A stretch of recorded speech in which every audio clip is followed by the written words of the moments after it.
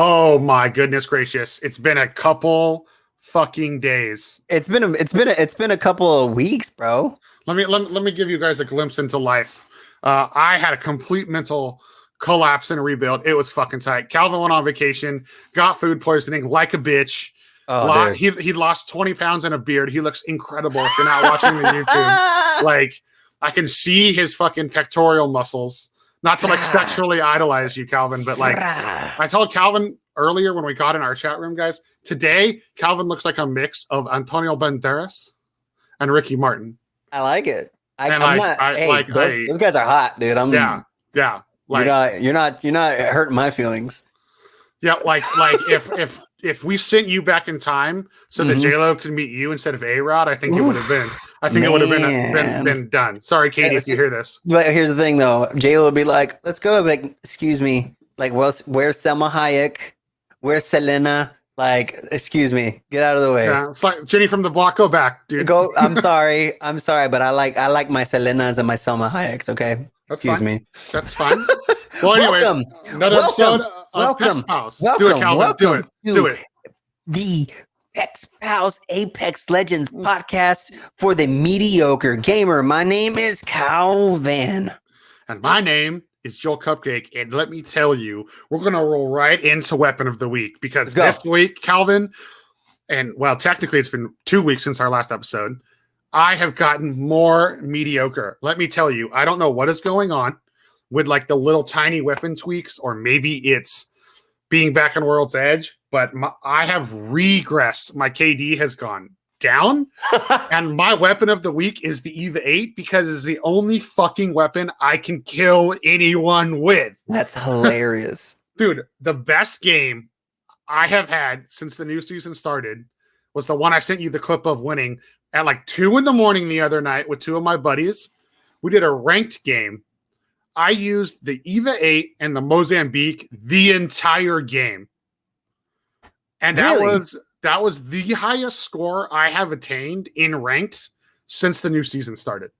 Hilarious. Dude, that's so funny. And I was Caustic. I was playing the fart box. Who's supposed to be broken right now? Wow, you know what I mean? Like, I wasn't I've been running Valkyrie for the most part just because A, she's fun.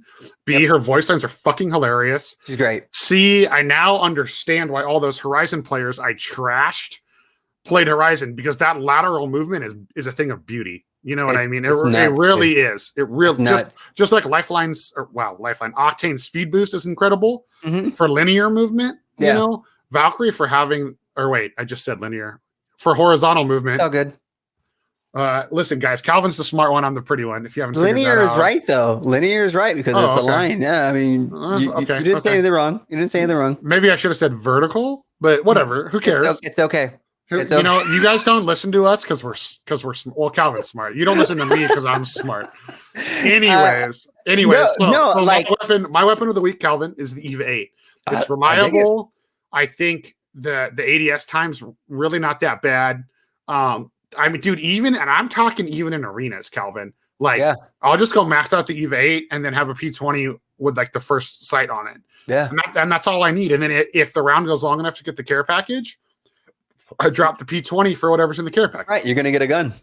Yeah, so like EVA 8, man, weapon of the week, weapon of 2 weeks. I'm gonna call it the weapon of 2 weeks. The weapon of 2 weeks. I'm not even gonna like split it in half and say if we'd done an episode last week I would have said this. No, EVA 8.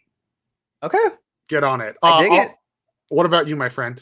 I didn't play all last week because I was away, and so I did some R&R with the wife.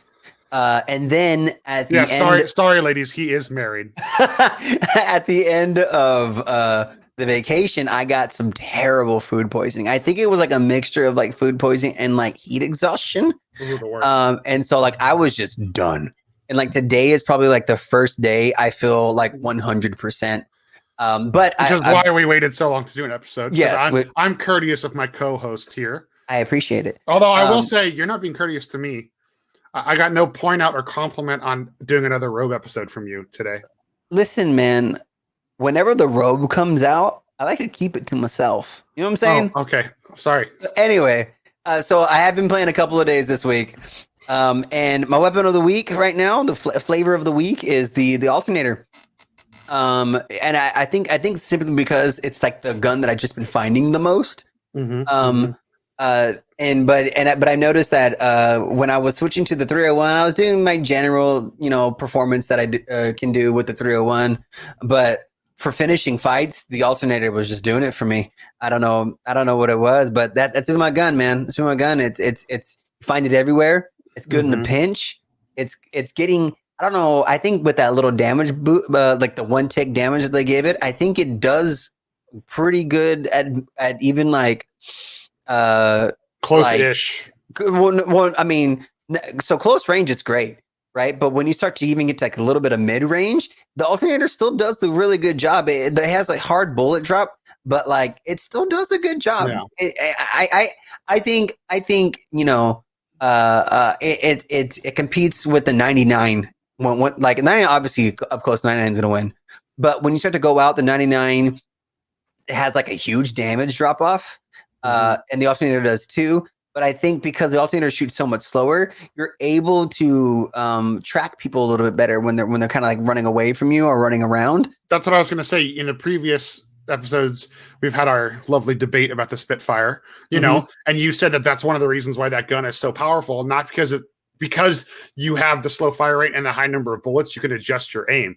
With the alternator, you can miss the first 2 bullets, adjust your aim, and still waste them with the clip, like you're saying. Yeah. Like it's the punch rate or the damage per bullet is still nice. You know what I mean? Yeah. No. So Alti. It's always been a tried and true, but the alternator is my gun right now.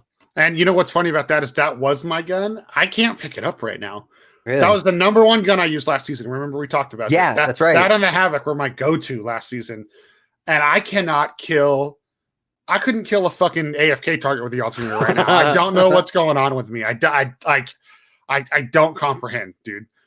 Like literally half the guns in the game I would normally use last season, I'd rather hot drop and hit them with my hammer with Caustic. I'd rather use my heirloom. My aim is so poor right now.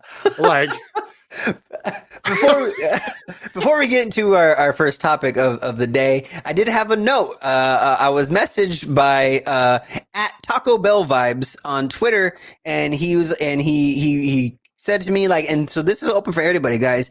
At CowVan Man on Twitter, at JoelCupcake on Twitter. If you have things that you want us to talk about, just hit us up, and we'll definitely put it into the show. So he hit me up and he was saying, hey, I have a tip that I think you guys should talk about or at least bring up so that other people know about. And this is primarily for PC players, but you can hotkey healing items to certain keys. So for example, this the default button for healing is the number 4 on the PC. And what you do is whatever health item you have equipped, you tap 4 and you use that item. But if you want to switch to the other buttons, you hold 4 and then you move your mouse around to pick whichever healing item you want to pick up. But what a lot of people do is they will use a hotkey. They'll say like they'll make 5 shield bats. They'll make 4 med kits, so that in a pinch they can just spam 5 and just instantly use the heal bat instead of like searching for it if they have it in their thing in their inventory. So, and hotkeys come in clutch sometimes, because if you just need that little tick of a Band-Aid to heal up that little bit at the end, it comes in clutch. And so, this is a perfectly 100% thing that you can do to make yourself even more mediocre for the mediocre gamer. And I'm going to stack on what you said. It is a perfect hint, and it relies on what I said. I think it was last episode. They fixed Watson's fences, so fuck with her more. And if you fuck with her more, your shields are always your default thing that are going to be used first in the item category. Yep. But with Watson, she does it passive, and her ult helps with it. So with her, it helps to just have the medkit hotkey, because you can sit in a corner and your shield will slowly tick back while you're sitting there doing the syringes. Yeah. Normally, you always want to do the shields first. Yeah. But with Watson, it eludes you with a little bit of more freedom. So this is like the 4th episode in a row now. I'm saying give Watson some love if you haven't already. I think another tag along to what you're just saying, med kits are very important to Revenant as well, because if you totem, you push, and then they kill your shadow, and you come back, your shield's still up, but your health is low. Mm-hmm. So when you come back to the totem, if you have a hotkey for a med kit, then you can just use a med kit instantly without having to look for it. You put yourself back into the fight at 100% faster than like it's negligible, but still like it could be something that you could use to up your game. And so if you're on PC, unfortunately console, you can't hotkey buttons even with like an Elite or a Scuff controller. But on PC you can. So I play on an Elite controller. Taco Bell vibes. Let me tell you, your name wins Twitter. First off, I want to let you know that. Thanks for checking out the show. Thanks for sending us something to talk about. That's fucking tight. We both appreciate it. I play on an Elite controller. Some basic tips for some people. The number one argument I have with Scuff and custom controller users, let's just leave it like that, is how you reorganize what does what to do gunfights better. So, I'm going to reference our good buddy Alpha L Omega, Josh Slater. He streams Warzone. So when I asked him how he remapped his Scuff buttons, he goes, I remapped my Scuff buttons so I didn't have to take my fingers off the triggers and the bumpers, basically. Yeah, now, a lot of people do that. Yeah. Now I love that. I actually prefer that reasoning to what other people do. Everyone tells me I'm crazy because I've left my right stick or R3 as it's still punch for me. It is a habit I cannot kick. I cannot remap punch. Like, but everyone's like, oh, well, that's how you do the you spam crouch and wiggle when you shoot. That's how everyone does all that crazy bullshit, is because crouch is so easily accessible. I'm not hating on that. It just doesn't work for me. So, we got to talk about PC hotkeys. I play on Xbox. I have an Elite 2. Check it out if you don't know what it is. I like the paddle angles and setup better than I do on Scuffs. And you can use this controller on PC. But my paddles on the left side, my upper paddle is ping. Or sorry, my upper paddle is ping and my lower paddle is melee. The melee is a placeholder. I'm going to try to tweak my settings a little bit. I think there might be a way to if I plug the Scuff into the computer, I can set up heals with its own button and then reconnect it to the Xbox, and it should still work, the button combo. It should still work. So I'm going to try that. So hopefully I can report back for that next episode. But my two left paddles are ping and crouch. Having ping be on basically like the fingers right below the shooting finger, or your aiming finger, it's really easy to just aim and ping. Ping. It's very easy. I think I've felt my team communication has got drastically improved, especially in pub games where you don't talk to your teammates for some reason. If you're one of those people, stop it.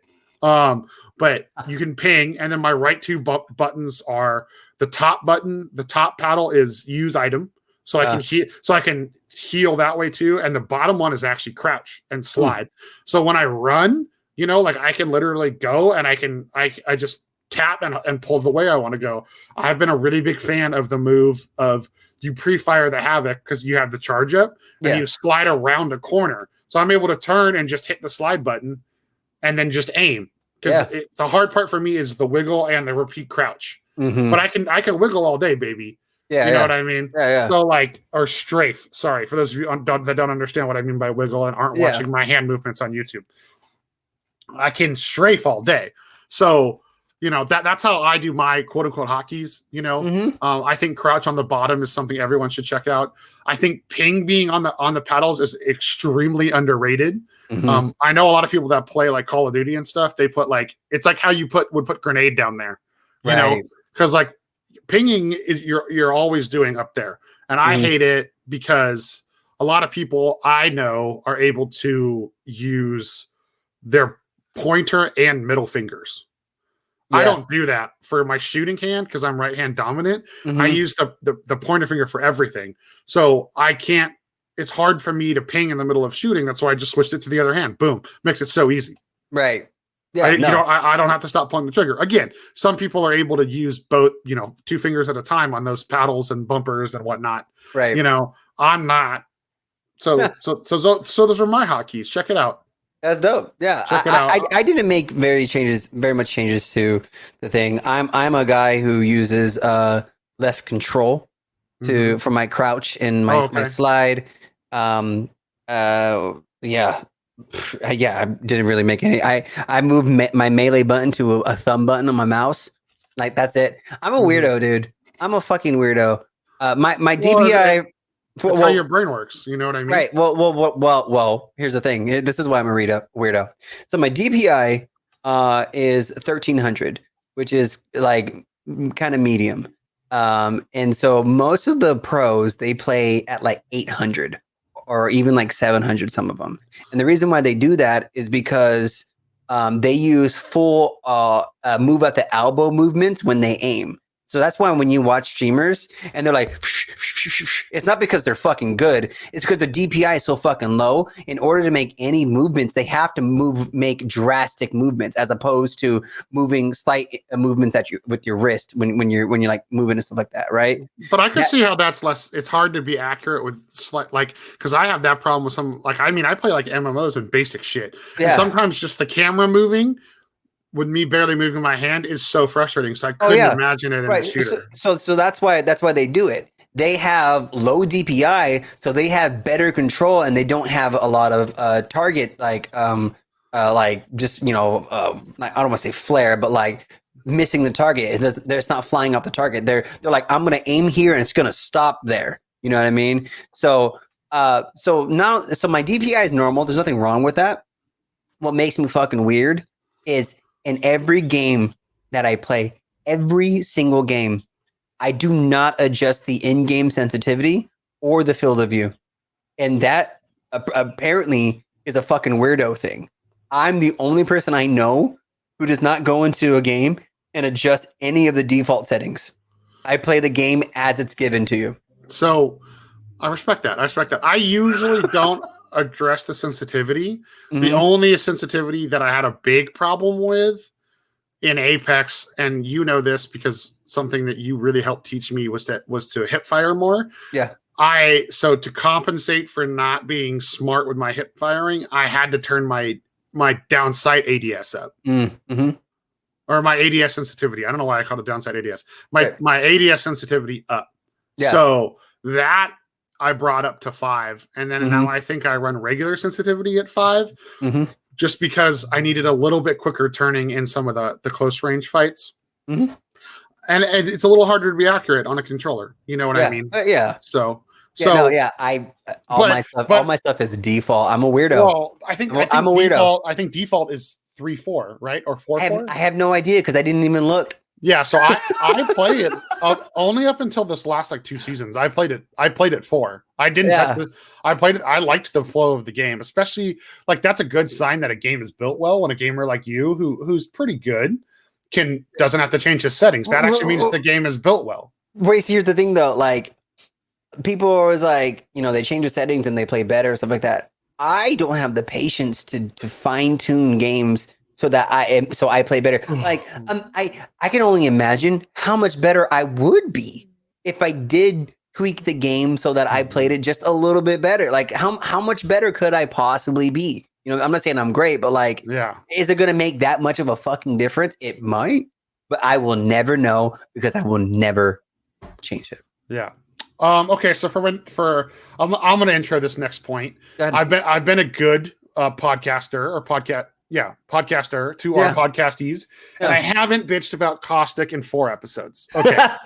So I want to bring up something that I think is unfair. Go ahead. And it's direct comparison to another legend. Now, a lot of the people that did agree that Caustic needed a nerf. One of the things I read was that not only was the gas powerful, but the big issue is how obscuring it is. He's a defensive character. It's fucking supposed to be obscuring. That's true. So I think that that's bullshit because now not only does his gas not hurt you, it also doesn't stack. So unless you're literally physically blocking the doorway with your gas bag, you no longer have this like free cover that people sometimes complain with Caustic. Right. And it's very hard to use the mines out in the open in a cover way. Like unless you know you have a sight advantage on them, you turn around and shoot the mine and hope they don't see you through it. You know? Yeah. But let's talk about this last. So the majority, aka like the pro players in Reddit, all complained about Caustic's obscurity and sweaty people because it slows down their push ability. Fuck that shit. Right. I'm not a DPS friendly person, as we've all come to realize here. Right. And so why is Bangalore's smoke literally impossible to see through now? Mm-hmm. And no one said anything. But it's okay for Caustic to just have been completely screwed. It's because people play Bang and they don't play Caustic. Exactly. That's why. That's my point. I think that as a Caustic main, it goes back to this whole bullshit with like, why does everyone's ult still go off when they die except Caustic's? That's bullshit. That is bullshit. It's not fair. Why does Gibby's ult, when you use it on a hill, go down a hill? You know, I did realize that my statement where Caustic's gas, it hits and it's on a flat plane is technically incorrect, because technically Horizons is the same way, but her effect is still 360. So even if you throw it on a rock and someone's underneath you, it'll pull you up the rock into the vortex, or at least a little bit. Her effect has a full spherical radius. Yes. So the deploy is linear, but Caustic's gas, if you throw it on like, let's look at a big staircase. Imagine a big staircase, right? If you throw Caustic's gas on the big staircase in the middle step, it stays there. Yeah. It doesn't creep up the step, which is normal, but you would think gravity would allow it to creep down. It does not. Horizon's ult is 3D. Yes. Caustic's ult is 2D. Yes, and that's messed up, because I've literally had situations where I've thrown my Caustic ult on someone and they've literally just crouched underneath it. Yeah. And now it doesn't do any damage anyway, so they probably wouldn't crouch. A better way to say this is on a flat surface, Caustic's ult is in a circle, whereas Horizon's ult covers a ball. So a circle in 3D is a ball.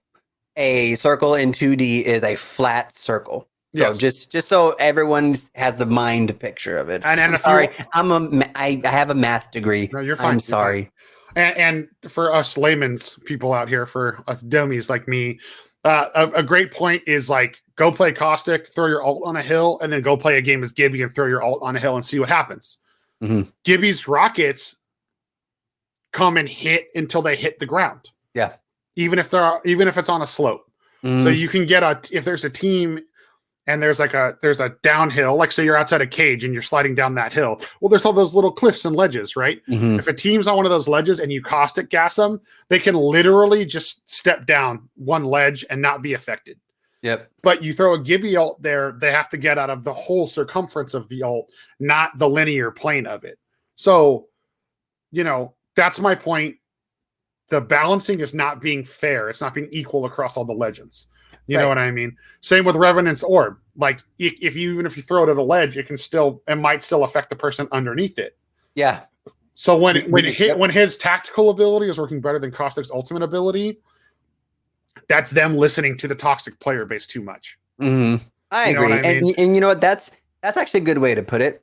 The toxic player base, because the only reason why the developers feel inclined to address things like Caustics Gas is because they're getting so much hate, literally hate, from other players on Reddit and Twitter, just like saying like, you guys are fucking stupid. How do you not know how to balance a game? Like, motherfucker, did you code this game? No, you didn't. Yeah. Chill the fuck out. But construct a valid argument with points, do your own in-game experiments, gather consensus among the community, and then present. Don't just be like, you guys are fucking idiots because I died to a caustic gas outside of a building. Like, shut the fuck up. Yeah. Shut up. Yeah. Oh my God. On that note, before we get into some like they've been doing a lot of like little minor quality of life fixes, which I've actually been appreciating that they're paying a little bit better attention. I feel like this season. Yeah. This. Like there weren't as many of these quick little. They're calling them hot fixes. You know what I mean? Yeah, that's the standard. There is name. one thing that I'm going to propose about your boy Caustic. I'm sorry, your boy Crypto. That I think you're going to disagree with. Go ahead. The drone should be damaged in the ring. Why? If Caustic can be damaged if Crypto himself can be damaged in the ring, the drone should be. Because why? I mean, I'm asking you why. I'm asking you Lifeline's heals disappear in the ring. Watson's ult disappear when the ring overtakes it. So why doesn't the drone? Do they though? Yes.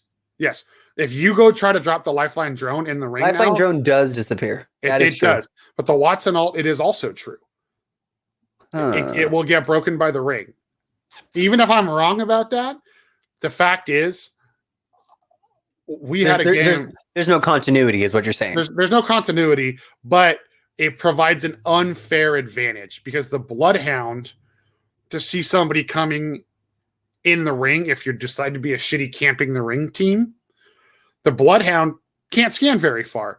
The Crypto can literally go so far into the ring to try to catch a team like scraggling. You know what I mean? Yeah.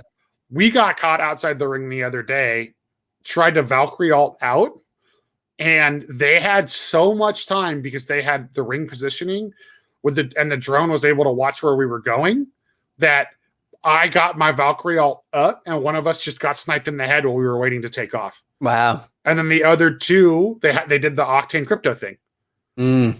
They pushed it. The Gibby ulted the downed one of us, and the other two just Octane pad right in with the Crypto drone, which just sat there the whole time. Yeah. You know what I mean? And like, I understand that was my team's bad. We got caught in the ring. Yeah. But the fact that the Crypto drone could just willy-nilly just be out, like maybe not take damage, but like, oh, you can't activate the drone in the ring. So like he can put the drone out, but then when he parked the drone in the ring, he shouldn't be able to go recontrol it. Maybe the ring destroys the connection. You know what I mean? You make a valid point. Because there's a lot of that. Like, I mean, even look at like the heat shield glitch when it first happens. I think the one thing that the players and the devs agree on is the like ring camping, but also like, but in both senses, in the unfair way and in the skill and in like the tactical way. I think everyone agrees that it's fucking bullshit. And I know a lot of people do it. Yeah. But it's different when you see someone res as the ring's closing. Okay, yeah, it makes sense to go engage them. But you don't just go camp the edge of the ring hoping a straggler team's coming in behind you. You know, I think, kills is kills and points are points, and I'll agree with that. But Crypto, it's weird. They won't force defensive gameplay, but that's literally allowing camping gameplay, which is in theory why Caustic and a few of the defensive legends have been nerfed, because they don't want people playing defensively anymore. I think you're blending defensively and passively. Fair. Because Crypto's drone, there's only like really one super good perk of Crypto's drone, and it's that Crypto can pick up his teammates' banners and res with the drone, which is fucking huge, right? It's greatly underutilized. Oh yeah, but it's huge. And so now imagine this. Imagine you're a Crypto, and your teammates, and you're all running to get out of the red, and you are the only one who make it out of the red, and you have a sliver of health left, and your teammates, they drop. And then they're not able to crawl in far enough for you to res them inside the ring. So you could then Crypto drone, go out, grab your teammates' banners, and say the respawn banner, whatever is right there next to you, but it's in the red. You can then res them. They'll get res with a full health, enough to make it the rest of the way back to the circle. Now, that is a very specific example that does not hardly ever happen, but that is something that crypto users that makes crypto viable. It's probably one of the only thing that makes crypto viable. Which is why I suggested the drone take damage from the ring like a person. I'm not saying, that was my initial delivery. The drone take damage the drone take damage by the ring, not straight up beef. I mean, the freezable was a later suggestion based off our earlier part of this discussion. So I'm not saying eliminate his usefulness, but like, they don't want people to just be able to exist outside the ring for hella long. That's why heat shields are hard to find. That's why you can't craft them anymore, et cetera, et cetera, et cetera, et cetera, et cetera. So crypto is now the character, and of course I'm talking about a situation, but it is pretty like, well, this sucks. Because it's also, when you're in the ring, you can't see as well. Your visual acuity is dampened. So it's even harder to locate the team with the crypto drone, because crypto doesn't even have to be anywhere near the drone. You know what I mean? So that it's a valid point. I think that the things we discussed were very, very on point topics for that, but I think that there needs to be further discussion before they enact something. Correct. All right. This is the suggestion. So speaking of crypto, who's getting the next heirloom? Well, I want it to be Watson, and I know hers is one of the ones that's been data mined. It seems like people are thinking it's crypto because he's on the loading screen, right? And from the internet just seems to be in disagreement about it. They're definitely trying to force more people to play crypto. Like, I definitely think they want him as a higher pick rate. Okay. So I could see him getting it for that reason. Well, it's because a couple of weeks ago, they announced that they're going to be watching crypto, and they might tweak him based on his pick rate. You remember that? Yeah. Which is, I think that's why they gave Watson the buff she got, because her and Fuse were being picked dead last. Right. And I think Watson's, I mean, we don't need to talk about how great I think her buffs are. You know what I mean? So, but my thing is she was the first added character. And her dad is the one who created the Apex games and the ring technology, if you pay attention to the lore, which I know no one does except me. So give her due, man. Like, she's the most critical legend to the storyline, actually. We got all this cool shit with Valkyrie and the Titan tie-ins, but like, let's show Watson the love, I agree. Also, Bangalore is the only female with an heirloom right now. Wraith. Oh, well, she doesn't count. She was the first heirloom, right? Sorry. Let me explain the reason why I don't count Wraith when we talk about heirlooms is because a lot of people, I believe yourself and myself included, we were forced to get the Wraith heirloom because it was the only one for a long time. Yeah. So I have it and I do not want it. Literally least played character. I don't have it. Oh, you don't? Okay. So I do. It's because of my whole starting out playing Apex story that I've already talked about. Yes, exactly. So I do have it, and it's tight. I love the kunai. I think visually, it's definitely one of the best heirlooms. I won't knock that, but I don't talk about her when we're talking about heirlooms because a lot of us are stuck with her fucking heirloom, right? And I think that's kind of shitty when they cost 120 plus real life dollars to acquire. You know what? You could do that and probably not even get one. So, because no one has actually figured out the pattern or whatever the hell to get heirlooms. Oh, I was simply referring to when there's an actual heirloom event. It costs between $120 to $180. So, now with heirlooms and events, they just recently released the Mirage edition of Apex Legends. And so Mirage got a cool new little skin and a new weapon skin and stuff like that. And I thought that was all because it just kind of felt like it came out of nowhere. You know what I mean? Like they're just like, "Hey, Mirage Edition," and you're like, "What the fuck?" Well, I think it's just kind of how like the collectors or like what was the edition where it's like 3 skins and whatever that came out. I think it's because they know the one, Animal Kingdom. No. There was a specific. Remember when the game celebrated its like 1 or 2 year anniversary? They released a pack where it was like the Champions Edition. That one.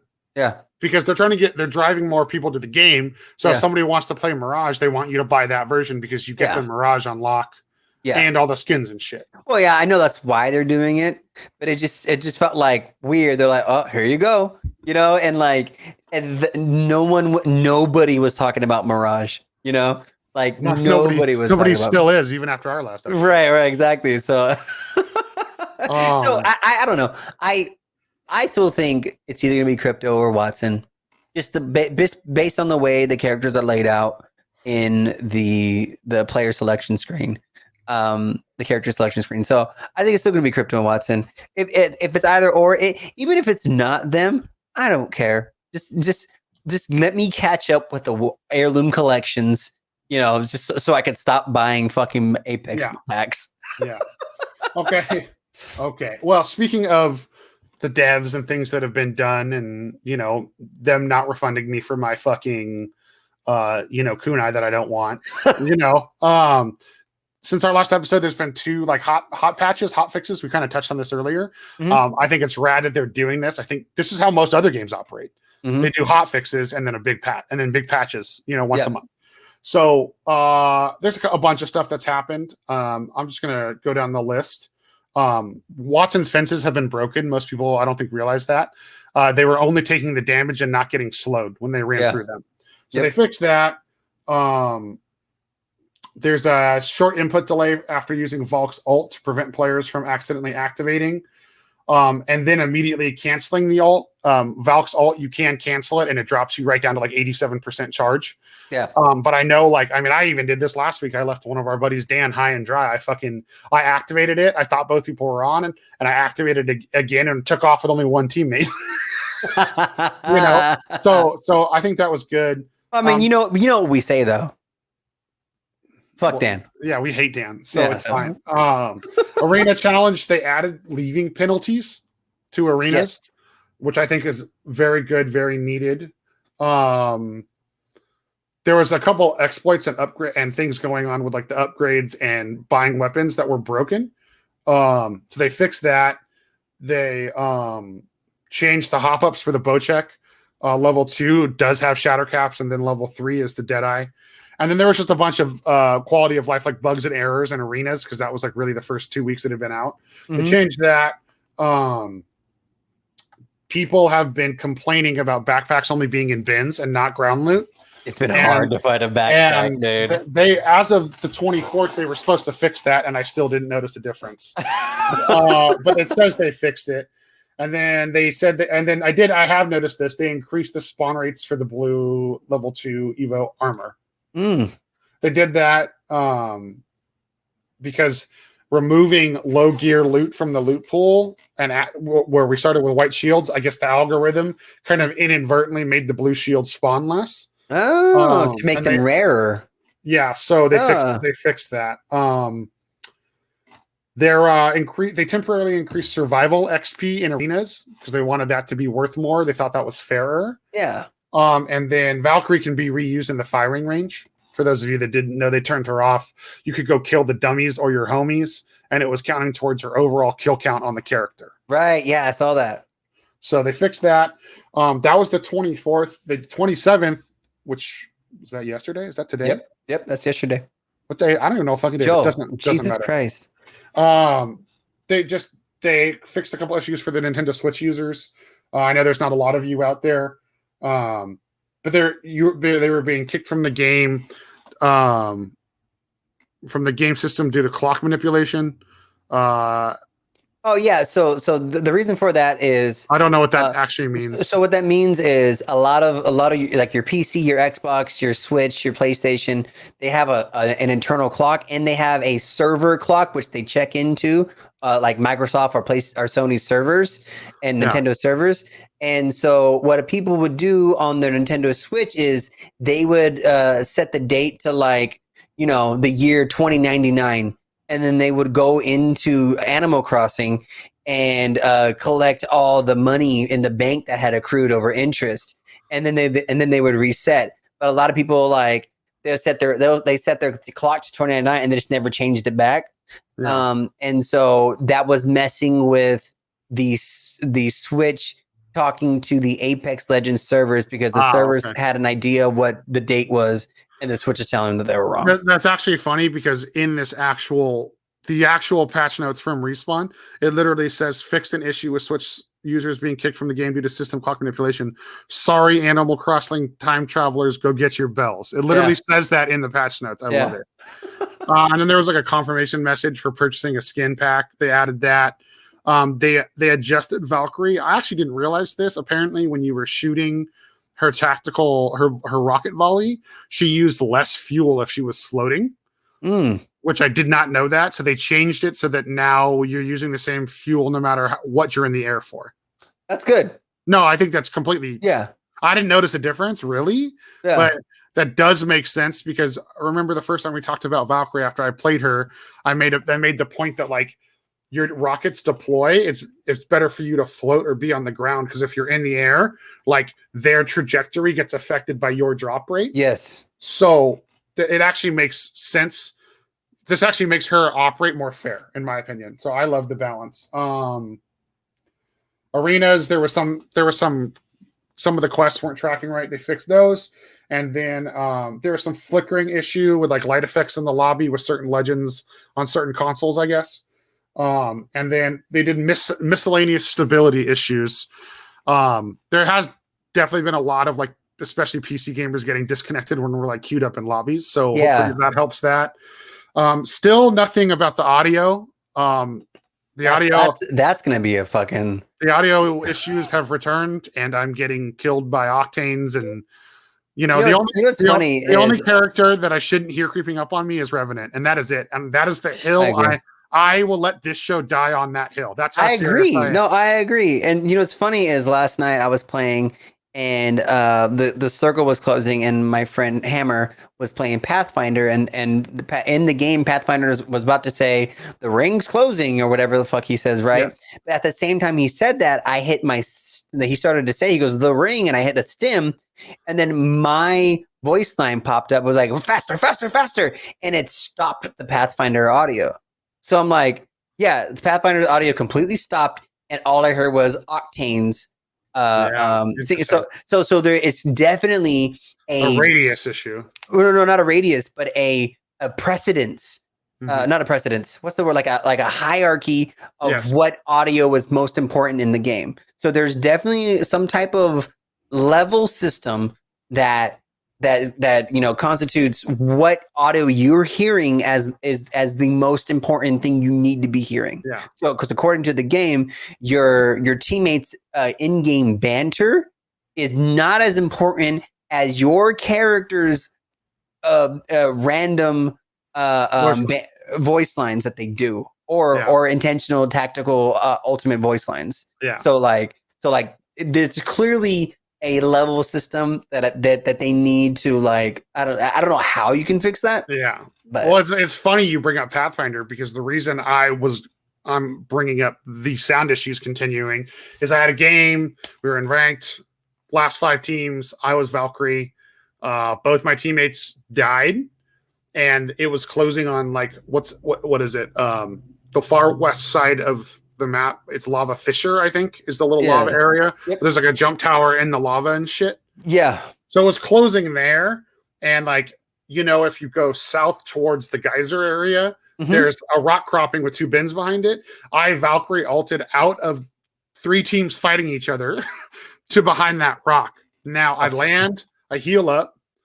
I'm just trying to rat at this point in time, because it's me versus 4 full teams. Yeah, fuck that. And so I'm like, okay, I have a Havoc. If somebody pushes me, I'm confident winning that fight, right? Mhm. I hear the tink from a Pathfinder. Okay.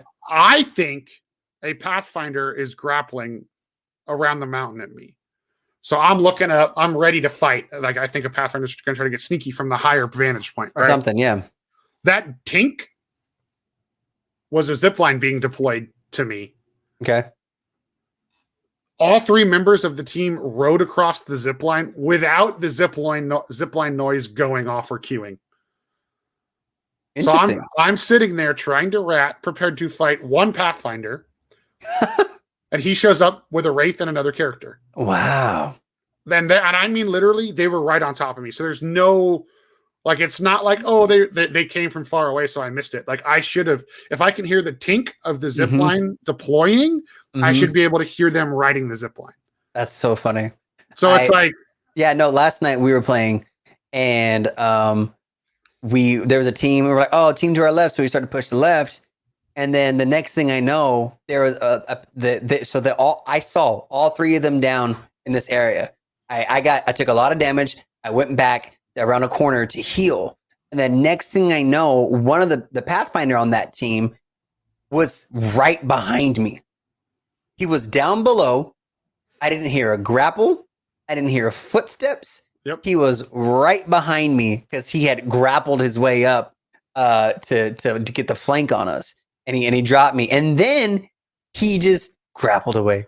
I was like, you gotta be we had the high ground on a team on a match I had a couple days ago. Dude, we're fighting. You know how there's like the train tracks all over World's Edge? Yeah. We're fighting they're on the train track. We're above them, right? They break me. My teammate's still popping shots at one of them. Guess who flanked us? Guess which member of the team. I'm going to give you a hint. Okay. His ultimate should make the most noise. Okay. Guess who flanks us? Gibraltar. No. Fuck. Who? Bloodhound. Bloodhound. Because you hear him pop the ult, and then he's popping scans. But I remember when the game first released, you could hear that breathing. Yeah. And like the hum his mask makes. Yeah. You could hear it literally across. You could hear that louder than opening up the skies. Like you could literally hear that louder than the other ultimates. Yeah. And I didn't hear, I hear one single exhale from the Bloodhound mask, and then I'm R99'd and dead. Fuck. He literally, and they weren't shooting. There was no engagement. I was in a corner using a fucking Phoenix kit. And the dude literally sprints underneath me climbs up the mountain, right, and comes around the cover I'm hiding behind. That's no climbing noise, no breathing, no footsteps. And that's what I'm saying. The audio issue conversation it's probably so difficult to like try to implement in the game that I don't think that we're gonna see any progress on that unless they entirely revamp the audio. Well, I think it goes back to what these little like tidbits of information that we've deducted and talked about on the show with like they are locked into a shitty server contract. So I think the reason that's so I need to find that YouTube video so we can both actually watch it of the supposed like you only hear 5 sound effects in your proximity at once, right, or whatever. Yeah, I think the reason that is it could be the hardware the game's built on, but I think it's because the server can only acknowledge so many processes being sent to the user at once. That's an interesting theory. So again, I don't know anything about computer programming. If any of you listening have any insight to that, please fucking let me know. Yeah. Or let Calvin know if you don't want to talk to me because I suck. Yeah. Calvin's the prettier one, so please talk to me. So maybe that's it. I'm like praying that information is correct, that like the server contract is up after the 3rd year of the game and they can switch, and maybe EA will see how large the property's gotten and put a little bit more money into the game. Right. You know, because I'm sure like the licensing deal between EA and Respawn, you know, I'm sure that's also probably on some sort of cycle too, you know? Yeah. The game's obviously increased in demand, profit, visibility, everything. Popularity, you know? Well, yeah, those were all business terms for popularity. Motherfucker. All right. Really, last two. Only got one more thing I want to talk about before we wrap up. What we got? Lifeline mains, stop fucking complaining. Ooh. I think the nerf is actually above. The double res, I mean, dude, this clip I sent Calvin of us winning a match the other night, I have never been in a situation in Apex where, like, you know, we all have those, like, oh, that team should be pissed moments, you know, or like, oh, I'd be mad. This was a fight my team had no right winning. They had no right. Zero right. They literally actually had negative right to win. Yes. Like, and because we had granted, we had a Lifeline and a Mirage. So it was basically just like me standing up, shooting, and getting rezzed by one of them. You know what I mean? Yeah. But like we were just stuck in this little tiny corner of the map. And because like literally the Lifeline would res me with the gold backpack, I'd go down, I'd just stare straight up at the team above us, put my block shield up, she'd res the other, and it just went over and over and over and over. So she reses me and I throw a heat shield. And this team comes down we're in the ring, basically. You remember from the clip. Yeah. The team throws the heat shield, comes down. Okay, listen. Lifeline mains that are complaining, from the numbers I've seen, her pick rate has actually gone up. Maybe it's people just trying it out. The double res is awesome. The care package does actually give you at least one thing you actually fucking need now, which is incredible. Right. And that heal drone buff is wonderful. It's pretty dope. It's like you heal up so, like, especially for the teams that like to push and be aggressive and high movement. Yeah. It allows her to keep up next to Lifeline, Horizon, Valkyrie, everybody, because you literally put it down and it heals everybody in a matter of seconds, and then you just keep moving. You just keep going. Yeah. It's not like how you have to sit there with your thumb up your ass for 20 seconds. Yeah. No. I mean? Yeah. It's true. So, no. I I'm gonna agree with you. Because there is still, like, even though Gibraltar has his dome, has a fast res, Gibraltar's still a fucking hardcore target when he pops the dome. Yep. The dome, personally, the dome has never been safe. The dome has always been a death spot. Yeah. Because people, they don't give a shit about it. They're like, oh, here's the dome, I'm gonna go right into it. You know what I mean? Oh yeah. It's so yeah. I mean, if the people are far away from you, they can still push into it. Or if people are close, they're going to push in. But if they're far away and you have like another obstructing thing in the way, like a rock or something like that, you can drop a Gibby dome and res somebody, because I'm not going to push you because they can't do anything to you. So Gibby's still great. Mirage's invincibility res, it's still really good. It's nice clutch. You can do some pretty sneaky reses, stuff like that. But nothing beats Lifeline's res. Correct. Nothing beats it. Correct. It's still the fastest with a golden backpack. It's still the fastest. It's still the best. It doesn't remove anybody from the fight. Mm-hmm. You can res someone in the middle of a fight, and the Lifeline can provide cover. Like, it's still the best res in the game without the shield. Correct. And that's one of the other reasons I brought up the visibility with Caustic earlier, because for a while I wanted to focus on being more aggressive with Caustic and prove to people that he was still useful. Mm-hmm. So I used his ult defensively. I would just throw his ult and res the homie. Like, if we didn't have a heal character, I would take the gold backpack. Right.